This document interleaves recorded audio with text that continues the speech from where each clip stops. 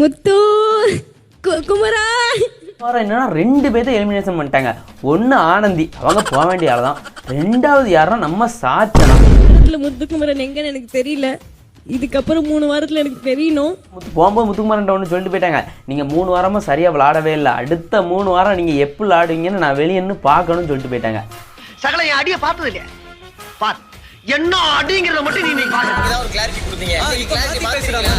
அதனால தலைவன் எடுத்துட்டான். உடனே ரிவெஞ்ச் எடுத்துட்டான். இன்னைக்கே நான் யாருன்னு காட்டுதேன்ட்டு மொத அடி செருப்படி யாருக்குன்னா அருணுக்கு தான்.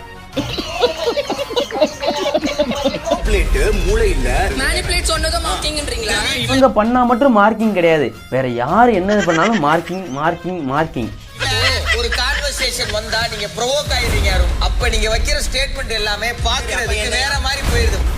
யாரும் தப்பிக்க முடியாது. தலைவன் ரிவெஞ்ச் எடுக்க போறான், உங்க சோழியை முடிக்க போறான்.